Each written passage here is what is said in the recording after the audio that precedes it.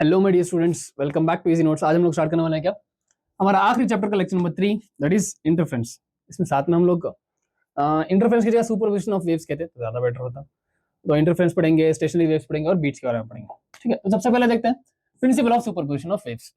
ठीक है, क्या है ये? कहता है कि the principle of superposition of state that when a medium is disturbed simultaneously by any number of waves, the instantaneous displacement of the medium at every point and at every instant is the resultant or the algebraic sum of the displacement of the medium due to which individual waves in the absence of others। मतलब क्या कह रहा है, अगर मान लो दो अलग अलग वेव्स होंगी, एक y1 और एक y2। ठीक है, मान लेते हैं y1 जो है वो हमारी क्या है, अरे भाई a sin omega t minus K x है, और y2 जो है that is a sin omega T minus K x plus कुछ फाई है, कुछ फाई मान सकता हूं, राइट? कुछ extra phase angle, initial phase. तो जो हमारा फाइनल रिजल्टेंट होगा that will be y1 vector plus y2 vector, इसके बराबर होगा। इनका कहना है, प्रिंसिपल ऑफ सुपरपोजिशन का ये कहना है कि दोनों वेक्टर सम के बराबर होगा। ऐसे कितने भी वेव्स हो सकते हैं, 2 3 4 5 ऐसे, तो सबको सबके वेक्टर सम के बराबर होगा इसका रिजल्टेंट। सिंपल। चलो अब बात करते हैं हम लोग कि सुपरपोजिशन, प्रिंसिपल ऑफ सुपरपोजिशन से कौन से फिनोमेना हो सकते हैं, एक्सप्लेन हो सकते हैं। सबसे पहला interference. Two light waves of equal frequency moving in same direction. याद रखें, इक्वल फ्रीक्वेंसी भी होनी चाहिए और डायरेक्शन भी इन लोगों की सेम होनी चाहिए। ओके, स्टेशनरी वेव्स नेक्स्ट पढ़ते हैं। Two equal waves of equal frequencies moving in opposite direction. Equal frequencies है बट सेम डायरेक्शन, ये opposite direction. Next, beats two sound waves of slightly different frequencies. यहां frequency जो बहुत कम है, moving in same direction. Same direction में beats और ये है, ओ सेम डायरेक्शन में कौन है, interference of beat. Same direction, same frequency, same frequency, और ऑपोजिट डायरेक्शन में सिर्फ ये है, और इसमें स्लाइटली डिफरेंट इन फ्रीक्वेंसी है, बस इतना याद रखें। तो सबसे पहले हम लोग इंटरफेरेंस पढ़ेंगे, फिर स्टेशनरी, फिर बीट्स के बारे में। तो देखते हैं what is interference of wave. Interference of wave में क्या था, मान लो दो इक्वेशन लिखता हूं मैं, y1 is equal to a1, क्योंकि इसका एम्पलीट्यूड दूसरा होगा, फ्रीक्वेंसी सेम होनी है, a1 sin omega t minus kx, right? क्योंकि ओमेगा t सेम होनी चाहिए। y2 will be a2 sin omega t minus kx plus phi. Phi क्या है, phi is the initial phase. Initial phase, initially कुछ ना कुछ एंगल पे होंगे, राइट? हाँ, तो फाई है। तो अब जब फाइनली y लिखेंगे हम लोग, तो that will be y1 plus y2।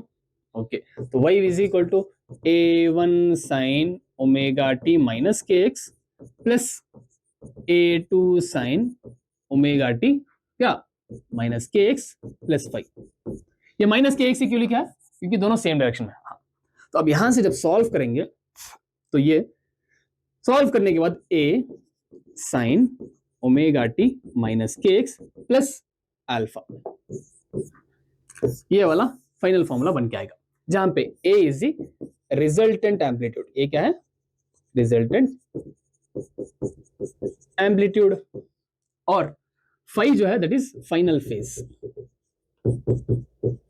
Phi क्या है, फाइनल फेज। सिर्फ यही दो चीजें चेंज होंगी। अब ये दो चीजें क्या होंगी, इसको डिराइव करके निकलता है कि a जो होगा that will be root of a1 square plus a2 square plus 2a1 a2 cos phi. a1 square plus a2 square plus 2a1 a2 cos phi होगा।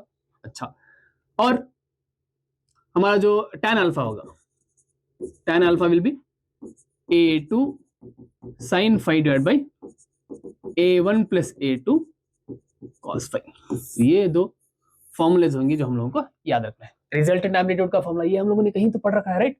कहाँ, वेक्टर एडिशन, हाँ वहां पे पढ़ रखा है, और ये वाला भी वेक्टर एडिशन में पढ़ रखा है, तो सिमिलर होगा। सिंपल याद रखेंगे। अब फॉर क्या, for an amplitude to be maximum, अगर एम्पलीट्यूड को मैक्सिमम होना है तो cos फाई को मैक्सिमम होना होगा, then cos phi should be maximum. Okay, तो cos phi कब मैक्सिमम होगा? जब phi की वैल्यू जो है 0 डिग्री होगी, या कितनी 2 पाई होगी, या 4 पाई होगी, या 6 पाई एंड सो ऑन होगी. That means that phi should be equal to 2n pi. 2n pi के बराबर, यहाँ पे n की वैल्यू 0, 1, 2, 3 एंड सो ऑन जाते हैं. तो 0 रखो तो 0 आएगा, 1 रखो तो 2 पाई, 2 रखो तो 4 पाई, 3 रखो तो 6 पाई. तो देयरफॉर तब a मैक्सिमम कितना आएगा? a maximum will be equal to a1 plus a2.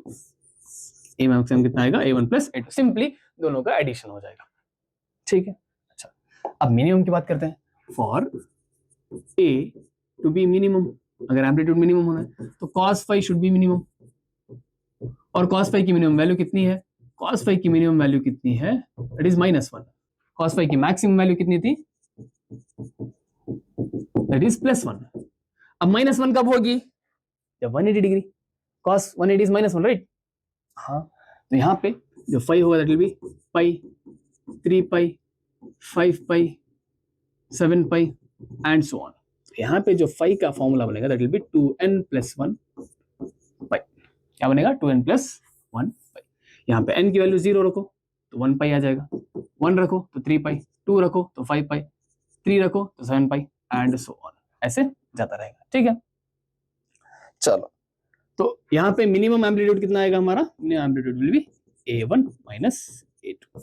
या तो a2 - a1 भी हो सकता है. जिसकी वैल्यू ज्यादा होगी उसकी वैल्यू को हम लोग सब्ट्रैक्ट कर लेंगे, उससे दूसरे की वैल्यू को सब्ट्रैक्ट कर लेंगे. Done, easy. a मैक्सिमम इतना होगा और a मिनिमम हमारा इतना होगा. अच्छा, अब देखते हैं कि कंस्ट्रक्टिव और डिस्ट्रक्टिव इंटरफेरेंस कब होता है. कंस्ट्रक्टिव मतलब मिला हुआ, डिस्ट्रक्टिव मतलब एक दूसरे को अपोज करते हुए. ठीक है. Consider two identical waves of angular frequency omega, wave number k and wavelength lambda traveling along the positive x direction. Okay, let phi be the phase difference between the two waves. चलो, वही जो equation हम लोगों ने लिखी थी उसी के हिसाब से दिया हुआ. What is y1? y1 is a1 sin omega t minus kx, right? What is y2? अच्छा, two identical waves, right? तो इसको a ही मान लेता हूँ. y2 is a sin omega t minus kx plus phi. सही है, ये इनिशियल फेज phi है. अब what will be y? y will be a sin omega t minus kx plus a sin omega t minus kx plus phi. तो अब इन दोनों में क्या कॉमन है? कॉमन है a. अंदर क्या आ जाएगा? sin omega t minus kx plus sin omega T minus K x plus 5. तो ये पूरे टर्म को मैं c बोल सकता हूं और ये पूरे टर्म को c बोलूंगा तो ये वाला हमारा d हो जाएगा. तो हम लोगों ने एक फॉर्मूला पढ़ रखा है. किसका formula? Sine c plus sine d का फॉर्मूला. वो क्या है? वो है 2 sine c plus d by 2 into cos c minus d by 2. ये फॉर्मूला हम लोग इसमें भी यूज करेंगे, स्टेशनरी वेव में भी यूज करेंगे, और आखिरी कौन सा? बीच में भी यूज करेंगे. तो ये याद रखें. ठीक, अब इसको चेंज करना है तो क्या है? y is equal to a, देखो sine c plus sine d के फॉर्म में. अरे एक मिनट, ये पूरे टर्म को d कह रहे हैं हम लोग, इसको d नहीं कह रहे हैं, सिर्फ फाई को. ये पूरे टर्म को d कह रहे थे, राइट? ये पूरे टर्म को d कह रहे हैं. ये पूरा टर्म हो जाएगा हमारा c. तो sine c plus sine d will be 2 sine c plus d by 2 and cos c minus d by 2. लिखते हैं, will be 2 sine, what was c? c was omega t minus kx plus what is d? Omega t minus kx plus 5 divide by 2 into cos c minus d by 2. c क्या है? Omega T minus K x minus ये पूरा term है तो ये हो जाएगा omega T minus minus plus के एक्स, फिर minus into plus minus 5 divide by 2. सही है. ओके, तो अब यहां से देखेंगे तो y is equal to A as रख लेंगे 2 साइन माइनस के एक्स. एक मिनट,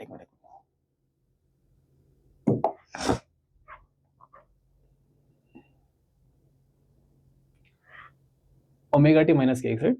हाँ, चलो इसको ऐसे रखते हैं। तो अंदर क्या बचेगा?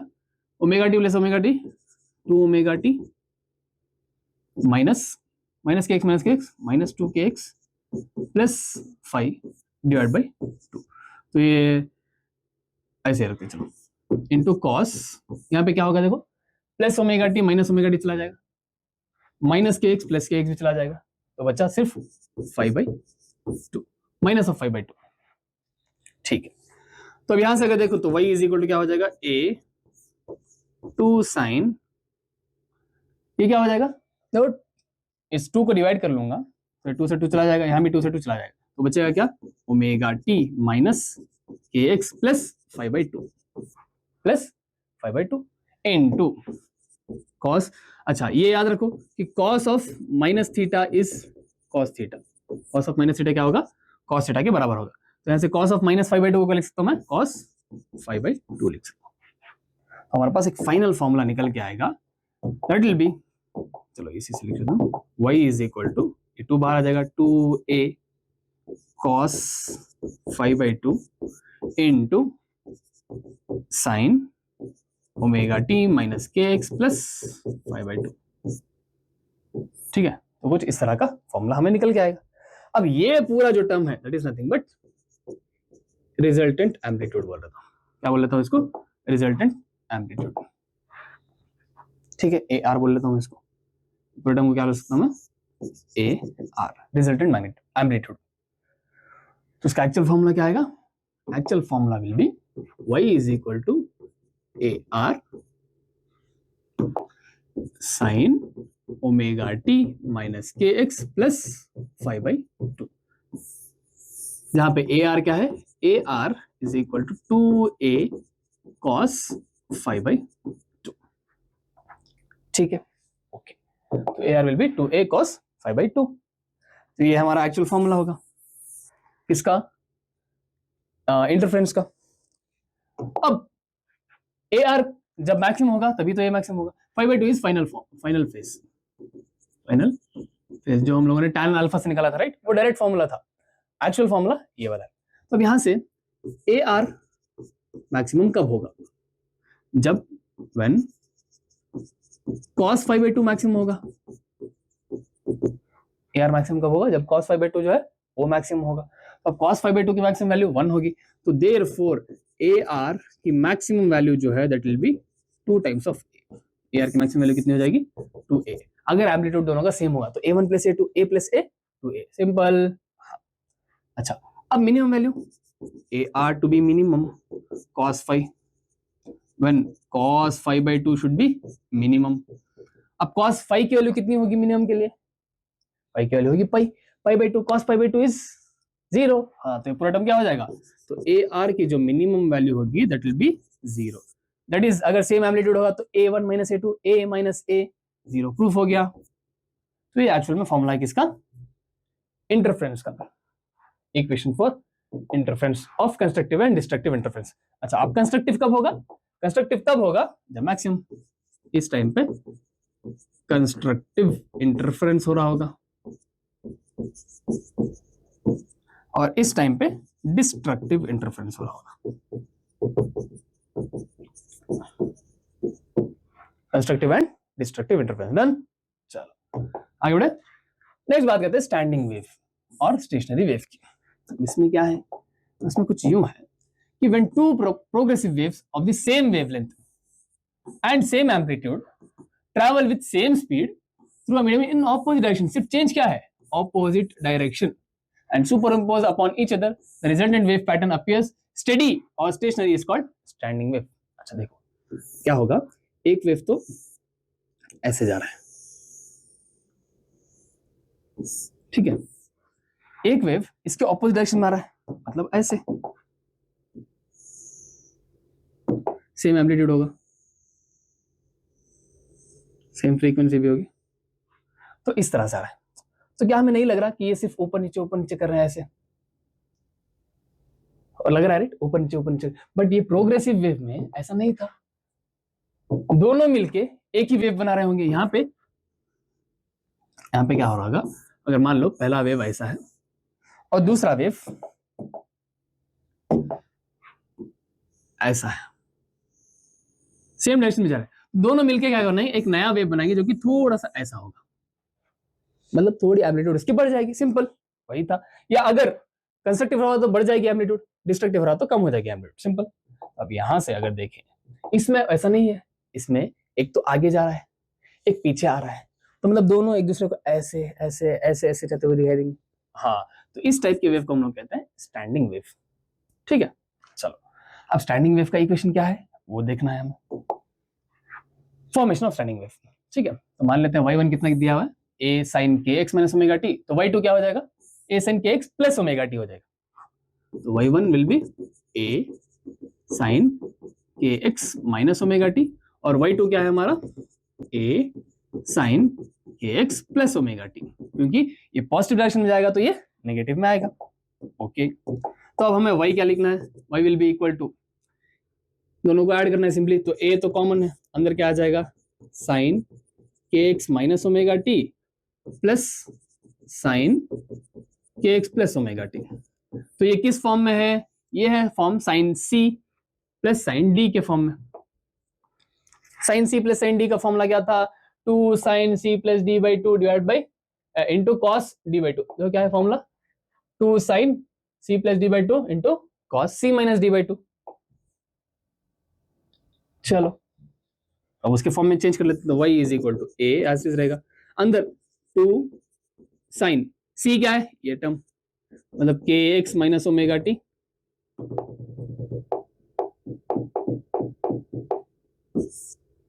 के x minus omega T plus d k x plus omega t divide by two into cos c minus d by two, c क्या है, k x minus omega T, minus d क्या है, minus K x minus omega T हो जाएगा divide by, सही है।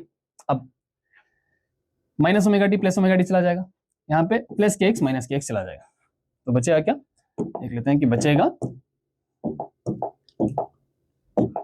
y is equal to A 2 sine, क्या बचा, के एक्स प्लस के x 2 k x by two, तो 2 k x by two will be k x 2 sine k x into cos, यहाँ पे बचा हमारे पास minus omega T minus 2 omega t by two, तो फिर से माइनस ओमेगा टी बचेगा।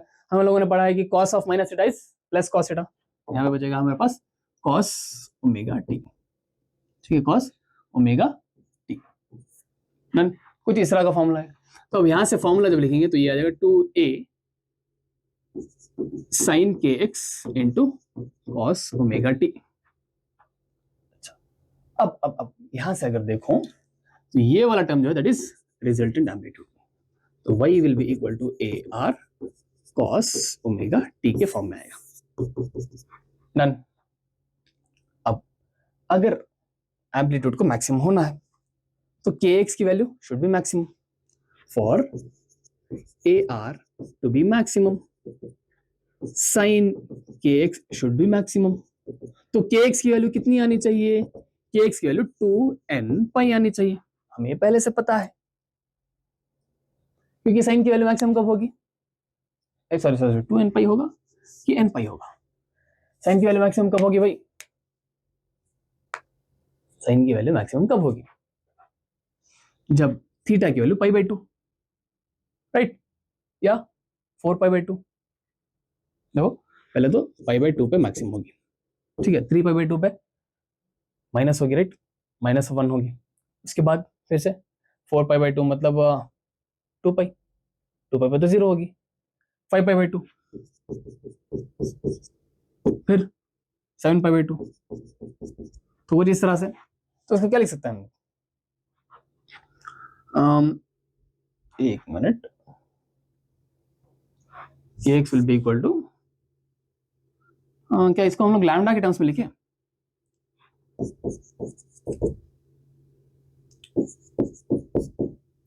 इसको क्या मैं ऐसे लिख सकता हूँ, देखो pi by two 4 pi by two क्या लिख सकते हो, 2n प्लस 2 कि 1, 2n प्लस 1, जब लिखेंगे n की वैल्यू 1 रखेंगे तो 3 पाई बाई टू आएगा, 3 पाई बाई 2 पे मैक्सिमम होती है साइन की वैल्यू, साइन की वैल्यू तो मिनिमम होती है -1। हाँ, तो n पाई।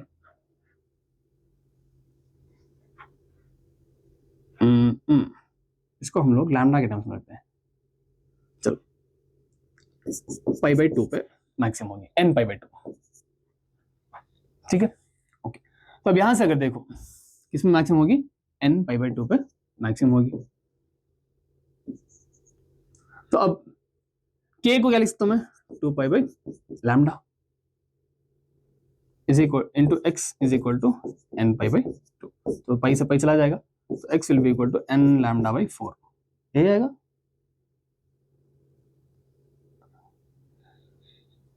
साइन थीटा की मैक्सिमम वैल्यू 1 है, ठीक है। मैक्सिमम वैल्यू 1 कब कब आएगी, जब एंगल 90 डिग्री होगा तब। एक मिनट, चलो इसको फिर से कर लेते हैं।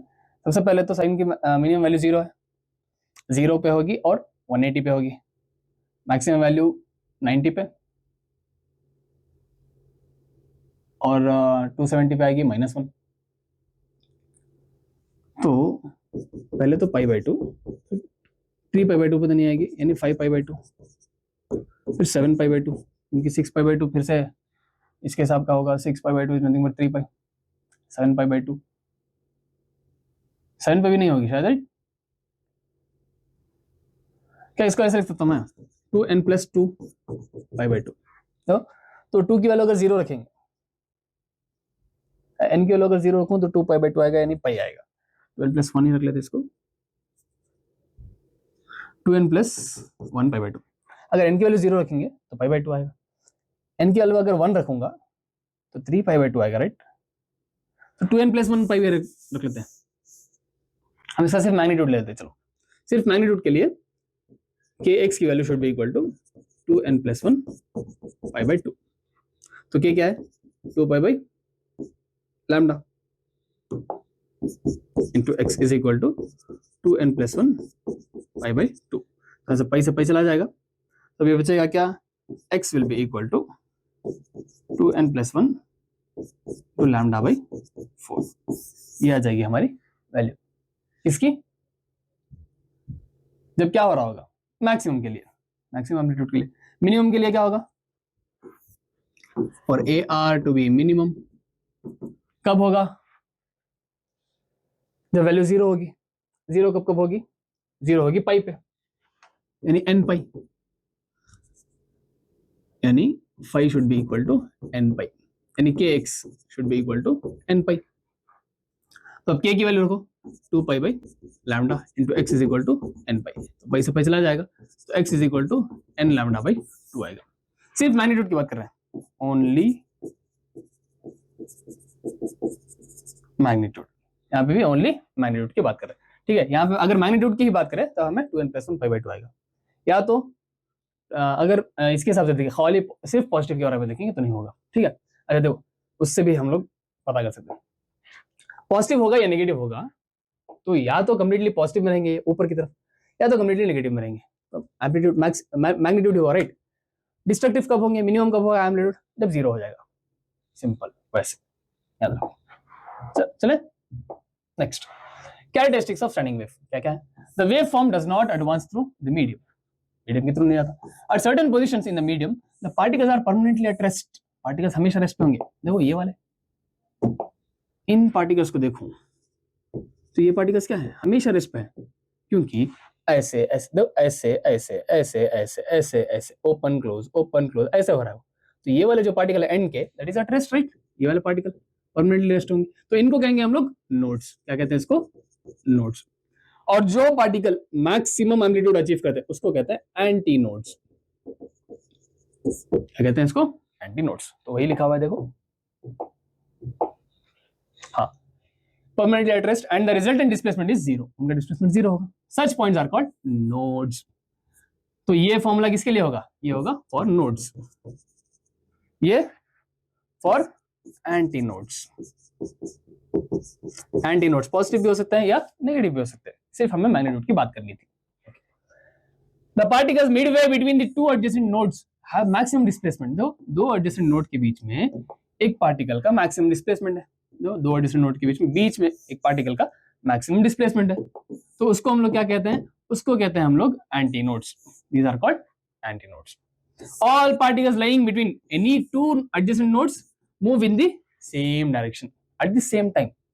They have same phase. मतलब जो दो नोड्स के बीच में होंगे, दो यहां से लेकर यहां, इन दो नोड्स के बीच में जो पार्टिकल्स होंगे वो सेम टाइम पे ऊपर जाएंगे या सेम टाइम पे नीचे जाएंगे, और हर किसी का सेम फेज होगा. मतलब सबका एम्पलीट्यूड अलग अलग है. इसका एम्पलीट्यूड यही है, इसका ये, इसका ये, इसका ये, इसका ये, इसका ये, इसका ये, ऐसे अलग अलग. तो प्रोग्रेसिव में क्या था, सबका एम्पलीट्यूड सेम था. यहाँ पे सबका एम्पलीट्यूड अलग अलग है, क्योंकि उसमें हर कोई एक साथ ऊपर नहीं जाता था, राइट. एक जाता था, फिर दूसरा आगे जाने के बाद ऐसे ऐसे ऐसे करके जाते थे. इसमें क्या हो रहा है, हर कोई एक साथ मैक्सिमम. तो ये अपना मैक्सिमम अटेंड कर रही है, ये अपना, ये अपना, ये अपना, ये अपना, सबकी अपनी अपनी नॉर्मल होती है वैसे. तो उस हिसाब से ये ऐसे मिनिमा थे, मैक्सिमा साथ में अटेंड करेंगे और साथ में ऐसे भी जाएंगे, नीचे ऊपर नीचे ऊपर नीचे ऐसे. ठीक है, तो दोनों की क्या सेम होगी, फेज सेम होगा. अच्छा, there is no flow of energy across any section of medium. Flow of energy नहीं होगी, क्योंकि ये ऊपर जाएगा और ये नीचे आएगा, दोनों एक दूसरे को क्या करेंगे, कैंसिल. तो वहीं पे वो ऐसे मूव होते रहेंगे. The amplitude of vibration varies from point to point. It gradually increases from zero at the nodes to maximum at the anti nodes. देखो एम्पलीट्यूड वेरी कर रहा है हर पॉइंट पे. इस पॉइंट का एम्पलीट्यूड जीरो था नोड का, उससे पहले वाले का इतना, उसके बाद इतना, उसके बाद इतना, उसके बाद मैक्सिमम जिसको हम लोग एंटी नोड कहते हैं, उसके बाद फिर से डिक्रीज होते होते मिनिमा पे आएगा. तो मतलब इंक्रीज होगा फिर डिक्रीज होगा. मतलब सबका एम्पलीट्यूड सेम नहीं है, प्रोग्रेसिव में सबका एम्पलीट्यूड सेम था. Next, the wave form between two consecutive node is called a loop और अ सेगमेंट. दो नोड्स के बीच में जो बन रहा है उसको हम लोग क्या कहते हैं, लूप कहते हैं, या उसको सेगमेंट भी कहते हैं. The particles of the medium in a segment vibrate in the same phase. देखा है हम लोगों ने. The particles of one segment have phase difference of pi with the particles of the neighboring segment. देखो, मान लो इसकी अगर मैं बात करूं, तो ये अगर ऊपर जा रहा होगा तो ये वाले पार्टिकल नीचे जा रहे होंगे, राइट. देखो ये ऐसे जा रहे हैं, ये नीचे की तरफ, ये ऊपर, ये नीचे, ये ऊपर, ये नीचे, ये ऊपर, ये नीचे. मतलब एक ऊपर जा रहा है तो दूसरा वाला नीचे, एक ऊपर तो दूसरा, मतलब नेबरिंग वालों के साथ अगर देखें तो इसको सिर्फ अगर ऐसे ड्रॉ करो तो ये ऊपर जा रहे होंगे, ये नीचे, ये ऊपर, ये नीचे, ये ऊपर, ये नीचे, ये ऊपर, ये नीचे, ऐसे कुछ इस तरह से जो है पार्टिकल्स मूव हो रहे होंगे. तो मतलब दोनों के बीच में फेज डिफरेंस कितना होगा, फेज डिफरेंस होगा पाई का. ठीक, next, the distance between any two successive node is lambda by two. Simply हमें पता है कि एक वेव का वेवलेंथ कितना था, लैम्डा. तो दो नोड्स के बीच में कितना होगा, आधा वेव है, यानी लैम्डा बाई टू. या तो दो एंटी नोड के बीच में भी ऑब्वियसली लैम्डा बाई टू. देखो ये आधा, ये आधा, लाइक 1/4 एंड 1/4. ठीक है, और एक नोड और एंटी नोड के बीच में कितना होगा, लैम्डा बाई 4 होगा, क्योंकि ये 1/4 ऑफ द वेव है. ये लिखा हुआ है. हाँ, and also the distance between any two successive antinode is lambda by 2 also, where wavelength of the two component waves. lambda क्या है, wavelength है. Thus the wavelength of one segment is equal to lambda by 2. one segment को ही दो nodes के बीच का distance कहते हैं, या दो एंटी नोड्स के बीच का डिस्टेंस कहते हैं. और हमें ये भी पता है कि एक एंटी नोड और एक नोड के बीच में डिस्टेंस कितना होगा, लैम्डा बाई 4. चलो अब कंपेयर कर लेते हैं किसको, progressive wave as well as standing wave को, जो हम लोगों ने दो वेव पढ़े. सबसे पहला progressive wave, the wave travel forward with a certain velocity. कुछ वेलोसिटी फिक्स्ड होगी. The wave do not travel. इसमें वेव आगे ट्रैवल नहीं करेगा, अपने आप को एक दूसरे को कैंसिल कर लेंगे. There is transfer of energy in the direction of wave. There is no transfer of energy. Each particle of the medium has same amplitude. The amplitude of the particle varies from zero at the node to maximum at the antinode. यहाँ पे हर particle का same amplitude होता था, यहाँ पे amplitude very करता है. Node पे जीरो, उसके बाद थोड़ा थोड़ा इंक्रीज होके एंटी नोड पे maximum. Different particles forming a wave vibrate in different phase. Her particle अलग अलग फेज पे हो रहा था, राइट.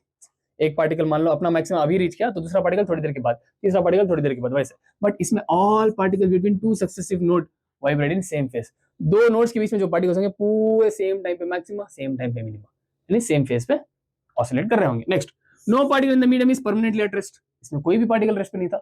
देखा था हम लोगों ने कुछ देर के बाद वो पार्टिकल आगे बढ़ा तो ये कुछ ना कुछ डिस्प्लेस कर गया था, बट इसमें एक पार्टिकल रेस्ट पे होगा. That is nothing but nodes are permanently at rest. Different particles reach extreme positions at different instant.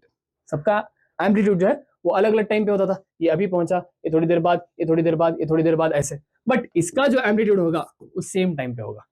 All particles in the segment reach respective extreme position at the same time पे जो है अपने extreme position को ऐसे reach करेंगे, ये अपना amplitude, ये अपना, ये अपना, अपना अपना ऐसे। ठीक, चलो इंपॉर्टेंट है, याद रखेंगे। नेक्स्ट बीट्स की बात करते हैं। अब बीट्स जो हमें सुनाई देती है गानों में, वो कैसे होती है, क्यों होती है? The phenomena of regular rise और fall in the intensity, right, कभी जोर से कभी धीमे। When two waves of nearly equal frequencies, नजदीक ही होंगे, जैसे कि एक मान लो एक 500 है तो दूसरा वाला 505, 510, मतलब 508, 10, वैसा होगा, मतलब नजदीक नजदीक। Travelling along the same line and in the same direction, superimpose each other is called beats. Nearly equal frequencies but थोड़ी सी different होंगी। One rise and one fall in the intensity of the sound constitute one beat. एक rise और एक fall क्या constitute करेगा? एक beat बनाएगा। And the number of beat per second is called beat frequency. तो beat frequency क्या लिख सकते हैं? Difference in the frequencies, f1 minus f2 या f2 minus f1, इसीलिए इसका mod लगा है। यहाँ पे मान के चल रहे हैं कि f1 जो है f2 से बड़ा है। ठीक, तो अब देखते हैं क्या फ्रीक्वेंसी इनकी डिफरेंट होनी है। तो यहां से अगर देखूं थियरी ऑफ बीट्स देखते हैं। Consider two sound waves of same amplitude A but nearly same angular frequencies omega 1 and omega 2, nearly same है बट थोड़ी सी डिफरेंट है। The displacement produced by two waves, देखते हैं y1 क्या हो जाएगा इसमें। यहां पे होगा y1 is equal to a sin omega 1t, omega 1t, और y2 will be a sin omega 2t, omega 2t। Okay, तो अब क्या करेंगे? अब इसमें देखेंगे तो y इज इक्वल टू, दोनों को ऐड करेंगे सिंपली, तो a कॉमन है, अंदर क्या आ जाएगा? sin omega 1t plus sin omega 2t, right. तो ये किस फॉर्म का हो गया? ये हो गया sin c plus sin d form का। किस फॉर्म का हो गया? sin c plus sin d form का हो गया।